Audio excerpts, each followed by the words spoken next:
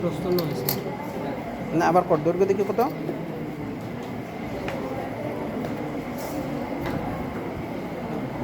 0 sir. 16 কি, এটা তো 17 হয়ে গেল। 0.5 স্যার।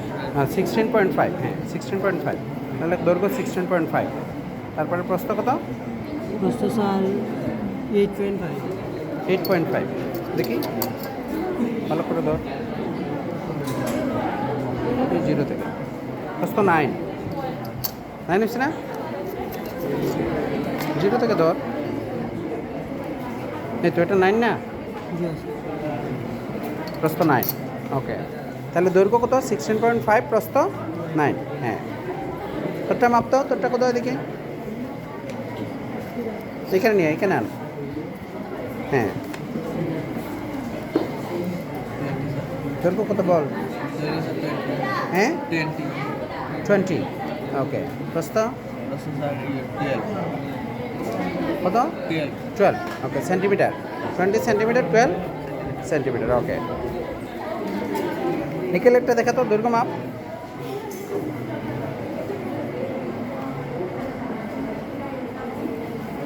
নিচে রাখ, কত সেন্টিমিটার? 12 স্যার। 12 সেন্টিমিটার, ওকে। প্রস্থ 4.8। 4.8। উচ্চতা? উচ্চতাও সেম স্যার। উচ্চতা 4.8। তাহলে কী হইলো? প্রস্থ আর উচ্চতা সেম হয়ে গেছে, ঠিক আছে? তাহলে সেম মাপ নিয়ে করতে হবে, কিন্তু দুইটা মাপ যেন চেঞ্জ হয়। হ্যাঁ, তোরটা কই দেখি, ওটাও তো সেম না? হ্যাঁ হ্যাঁ, তোরটা কই, ইয়েটা মাদি,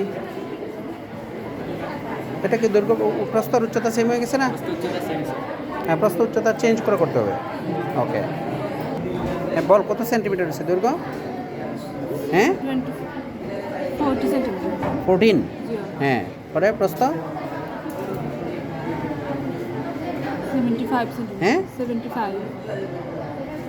7.5, 7.5, কত? 7.5। হ্যাঁ 7.5। উচ্চতা? উচ্চতা স্যার সেম। উচ্চতা সেম দেখি, একটু চেঞ্জ আছে কি না? উচ্চতাও সেম, 8। 8, হ্যাঁ। তাহলে দুইটা মাপ চেঞ্জ আছে, হ্যাঁ, ওকে। এটা ক্ষেত্রফল, আয়তন, সমগ্রতলের ক্ষেত্রফল, আয়তন আর কি, কর্ণের দৈর্ঘ্য, এই তিনটা বের কর। হ্যাঁ, তাহলে এটা মিলছে। দৈর্ঘ্য কত? দৈর্ঘ্য 13 সেন্টিমিটার স্যার। 13, এটা লিখতে হবে তো, যে ইকুয়াল টু 13 লিখতে হবে না? তারপরে দেখি 13 সেন্টিমিটার দেখা, উত্তর কর। হ্যাঁ 13, 0 থেকে, 0 থেকে, অত জিরো স্যার। হ্যাঁ 13 সেন্টিমিটার। পরে প্রস্থ?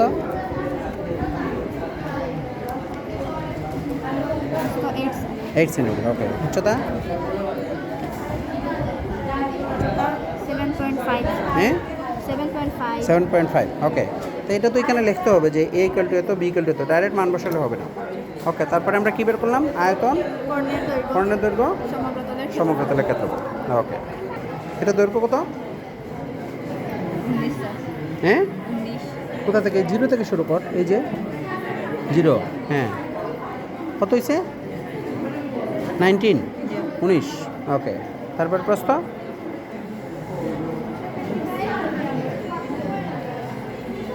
প্রস্থ কত? 8.5 বা একটু বেশি আছে, হ্যাঁ 8.7, হ্যাঁ 8.7 একুরেট লিখতে হবে। পরে উচ্চতা?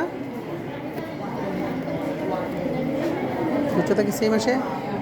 7.5। 7.5, ওকে। তাহলে তিনটা 3 মাপ আছে, ওকে। হ্যাঁ, তাহলে এটার মান বাড়িছে দেখি, রেজাল্টগুলো লিখতে হবে তো। এ কত? 18.5, তারপরে বি 9, সি 7.5, উচ্চতা, ওকে। তারপরে আয়তন, সমগ্রতলে, কর্ণের দৈর্ঘ্য, সমগ্রতলের ক্ষেত্রফল, সমগ্রতলের ক্ষেত্রফল বের করতে হবে। এটা কি? কর্ণের দৈর্ঘ্য, আয়তন, a dot b dot c লেখা লাগবে না, ডাইরেক্ট এবিসি লিখলে হবে। কর্ণের দৈর্ঘ্য, তারপরে সমগ্রতলের ক্ষেত্রফল, ঠিক আছে, ওকে। সমগ্রতলের ক্ষেত্রফল বর্গ, বর্গ সেন্টিমিটার হবে, এটা তো সেন্টিমিটারে, বর্গ মিটার না, বর্গ সেন্টিমিটার।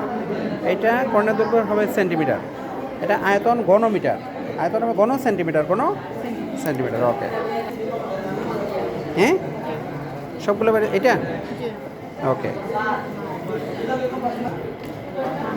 এটা দৈর্ঘ্য কত? 16.3, প্রস্থ প্রস্থ 8.5, উচ্চতা 4.4 4.4। ওকে, তাহলে আয়তন কত? আয়তনের সূত্র কি? এবিসি। ওকে, কর্ণের দৈর্ঘ্য সমগ্র তলের ক্ষেত্রফল কোথায়? হ্যাঁ, এটা বের করো। হ্যাঁ, আয়তনের ক্ষেত্রে হবে ঘন সেন্টিমিটার, ঘন সেন্টিমিটার। তাহলে আয়তন হবে যেহেতু সেন্টিমিটার এককে, সেন্টিমিটার এককে না, তাহলে হবে ঘন সেন্টিমিটার। আয়তন কী হবে? ঘন সেন্টিমিটার। কর্ণের দৈর্ঘ্য শুধু সেন্টিমিটার, আর ক্ষেত্রফলের ক্ষেত্রে বর্গ সেন্টিমিটার, ক্ষেত্রফলের ক্ষেত্রে বর্গ সেন্টিমিটার। ওকে।